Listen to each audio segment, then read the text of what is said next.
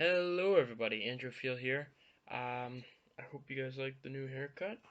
Uh, got a lot of news to cover. I'm sorry it's taken a while. Let's get into it. Starting with the impeachment. The White House says it withheld 20 emails between two Trump administration officials regarding the freeze of congressionally mandated military aid package in Ukraine. The New York Times is filing a lawsuit under the Freedom of Information Act. A report found that Donald Trump's loans from Deutsche Bank were backed by Russia. Former security advisor John Bolton was willing to testify in the Senate impeachment trial. McConnell has the votes to block the Democrats' witness demands in the Trump impeachment trial. Um, it may be different now. We will see. The Justice Department changes tune and says ex-aide, Trump aide Michael Flynn should serve up to 6 months in prison. House votes to send articles of impeachment to the Senate for the Senate impeachment trial. Nonpartisan government watchdog finds the Trump administration guilty of violating the law by withholding government security assistance. The impeachment trial has started in the Senate. I think it's been about a week or so into it. The House managers, including Adam Schiff, went over to the Senate to plead why the president would be guilty. Um, Trying to get, because the Senate right now has Republican majority, so we need Republicans to flip to be able to get Trump out of office.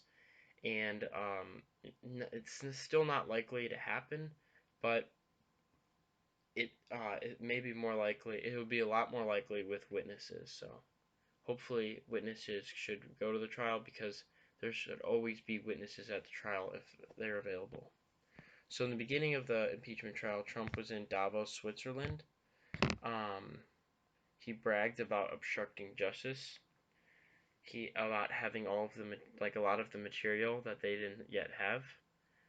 The Senate is trying to restrict the impeachment trial as much as possible, and they tried to end it as fast as possible. There's more push from the Democrats to have witnesses after a transcript of John Bolton's book said Trump tied Ukraine aid to probe of Biden's, which is the Trump lawyer's first point was saying how there wasn't that connection between the probe of the Bidens to Trump tied Ukraine aid.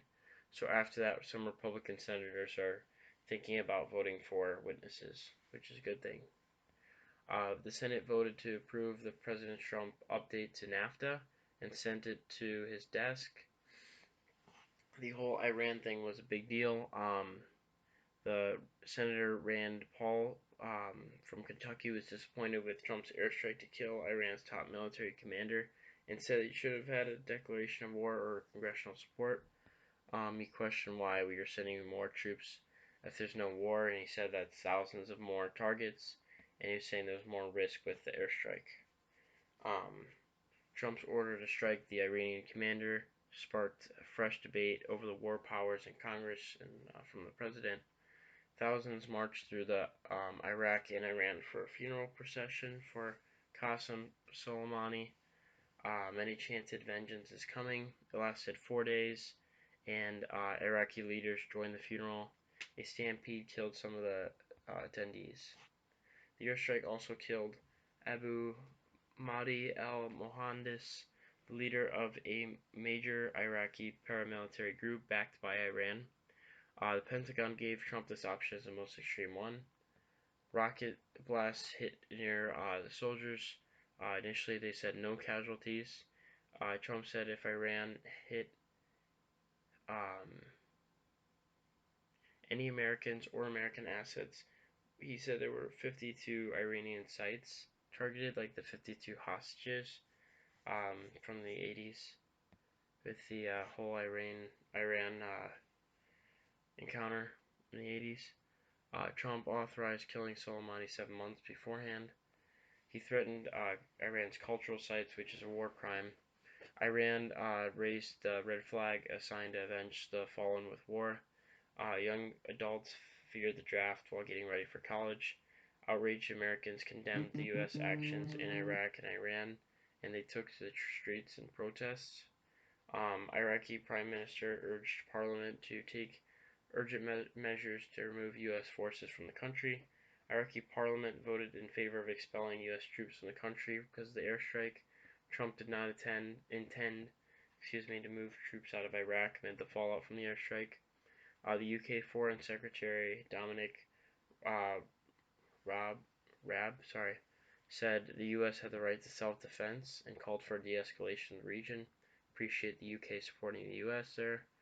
The U.S. government site, operated by the Federal Depository Library Program, was hacked and defaced by Iranian hackers. The hackers put Iran punching our president and him bleeding along with missiles, and the hackers wrote this is only a small part of Iran's cyber capability.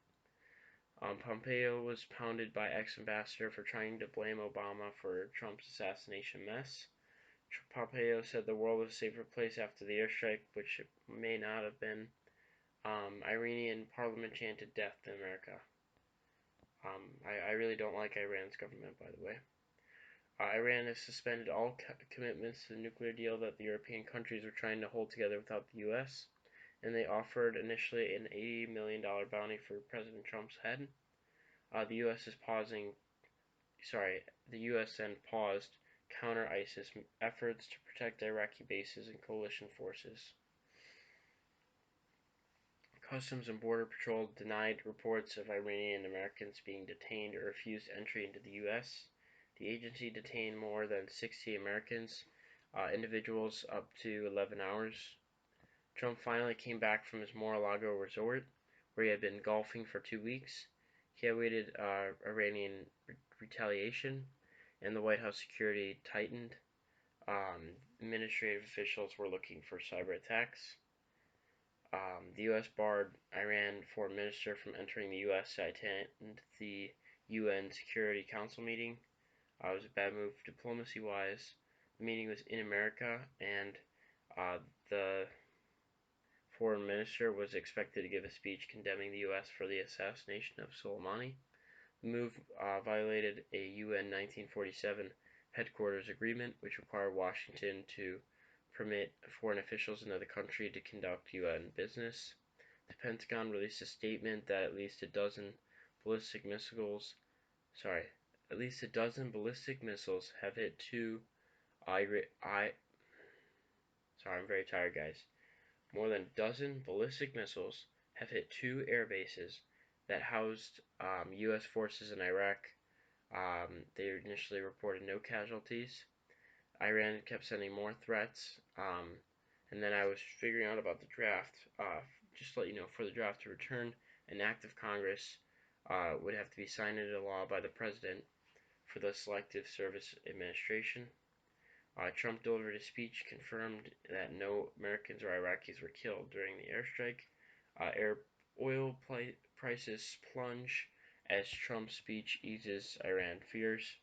Iran seemed to be standing down, he said. New sanctions on Iran would be imposed. Trump blamed Obama and the Iran nuclear deal for funding the Iranian missile attack, which I think was stupid. And the downfall was when Iran was attacking a U.S. base.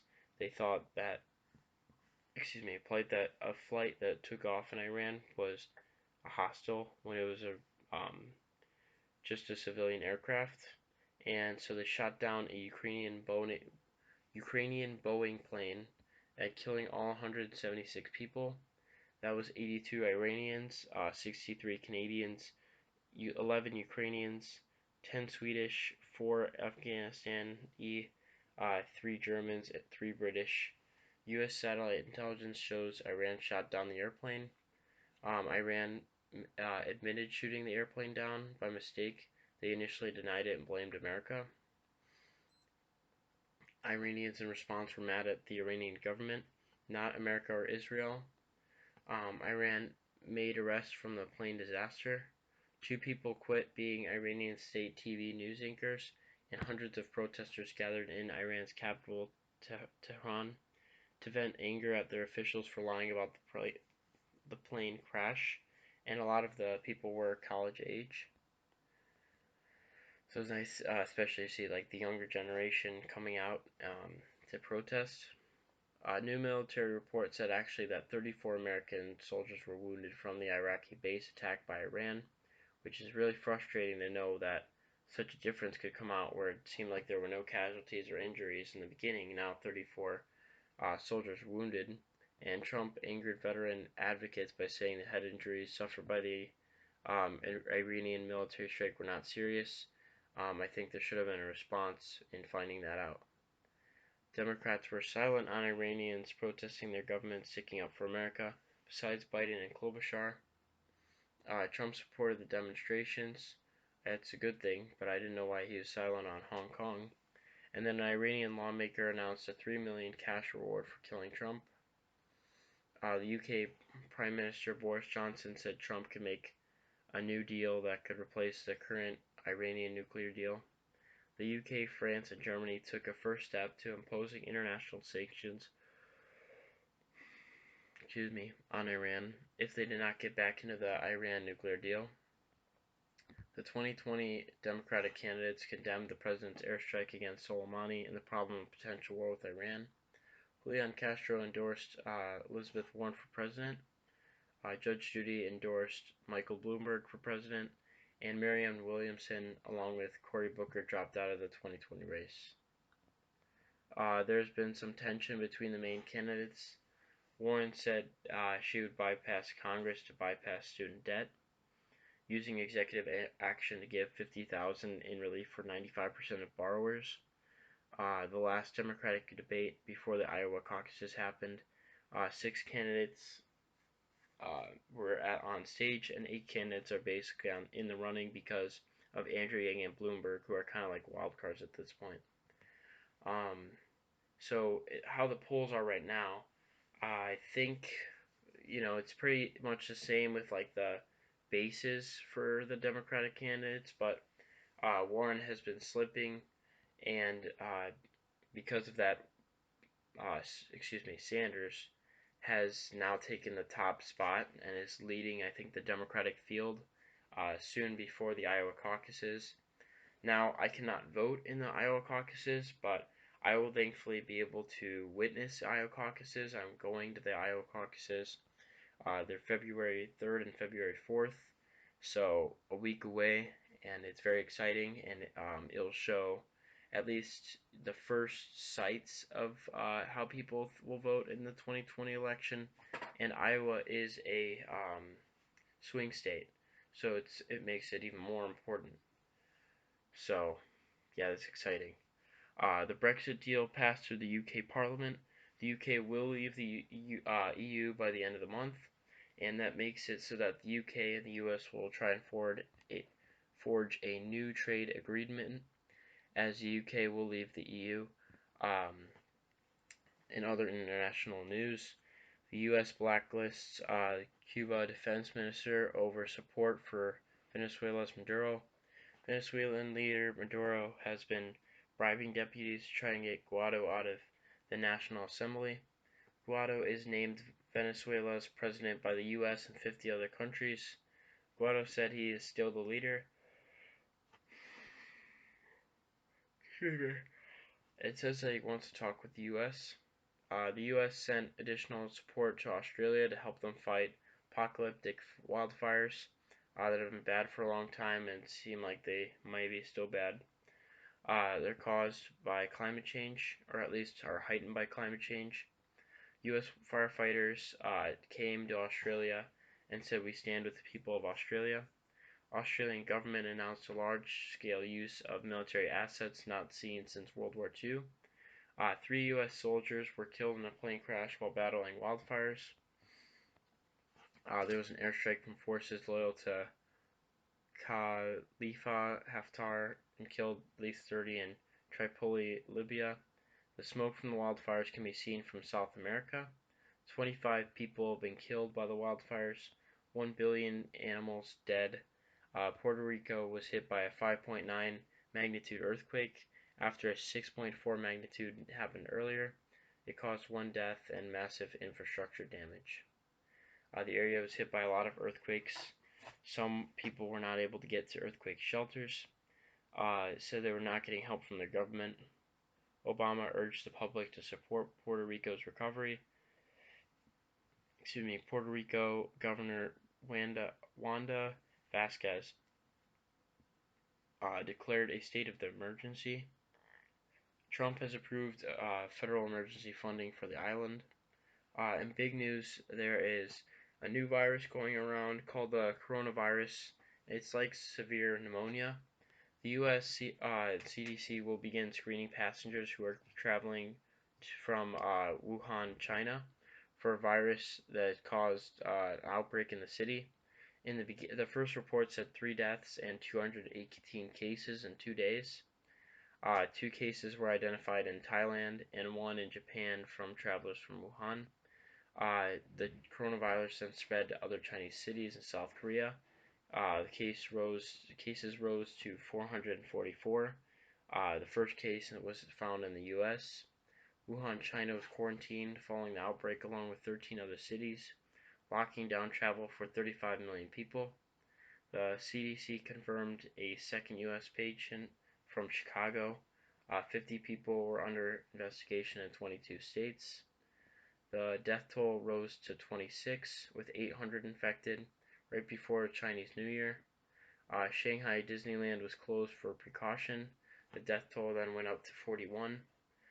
Chinese President Xi warned of accelerating spread of the Wuhan coronavirus and had public health situation. And of the grave public health situation. China is planning to build a hospital dedicated to the coronavirus. 2 cases were reported in California. So I think from the most recent updates, there's at least 5 confirmed cases in the U.S. And I think the number of cases have gone up to 2,700. It's spreading pretty quickly. China seems like it's doing the best they can to control it, but it has gotten so bad that the U.S. has made it so that no one can travel to China. The CDC has done that, and the U.S. has just done that as a precaution because I think all of the deaths so far have been from China, and it's just spread so much in China that no one's able to go into China at this point in time. In other news, the Trump administration aims to weaken regulations that require federal agencies to consider climate change when assessing environmental impacts of infrastructure. Trump banned a nationwide ban on certain vaping products, but it wasn't good enough because it wasn't a total ban on vaping products. Immigration judges are retiring early because of Trump because they can't guarantee migrants' rights. European politicians said they would retaliate against any U.S. tariffs. It would be a bad move by Trump if he did it. Secretary of State Pompeo lashed out at an NPR journalist for her asking information about the removal of Ukraine's ambassador. It was unprofessional by Pompeo, and it was pathetic. And along with that, she did all the steps that she needed, and she said ahead of time that she would ask about Ukraine-related matters. A poll found that Republican voters would want Mike Pence, Donald Trump Jr., Nikki Haley, and Ivanka Trump to run and be president in 2024, which is bad. A German poll said Trump is the greatest risk to world peace. That's just great. Poll said Americans say Soleimani's killing made the U.S. less safe, and that Trump was reckless in Iran. Suicide is now the second leading cause of death in the U.S. for younger Americans behind accidents. Not enough is being done. Despite election security concerns, Iowa caucus officials plan to use a smartphone app for the Iowa caucus, which is a bad decision. Nothing should be done online. That can be a lot more easily hacked or disrupted. It should all be paper copy. Even though it's not the best for trees, it's just got to be the most secure. With sad news, Kobe Bryant and his daughter were among 9 people that died from a helicopter crash. The world still is mourning his death, along with the deaths of the others. The crash was under federal investigation. They found that it was flying in bad weather conditions, and I think there was thick fog, so it caused the helicopter to crash. I saw the video, and it was sad. And appreciate Kobe for all he's done. Of course, like everyone else who dies, you learn more about them when they're dead. Um, my my parents, said they watched him and like knew a lot more about him, so they were more affected. But I know that he was a legendary basketball player and he was a great person outside of the court. It seems like, and he did a lot to try to equalize women's basketball and women in sports. So thank you, Kobe Bryant. You'll be missed. And his daughter seemed like an upcoming basketball star too. So it was sad. Sony announced their electric car concept called Vision S at SCS. Partners with a project were Magna and BlackBerry. Uber and Hyundai are partnering concept for an electric flying car for taxi service. Will come in the next 10 years. And I just found out that Fortnite made $1.8 billion in 2019, and it's about dead now. So, rip Fortnite. Harvey Weinstein's accusers refuse to be silent as Weinstein will have started his criminal trial. He was charged with sexually assaulting two women in LA in 2013.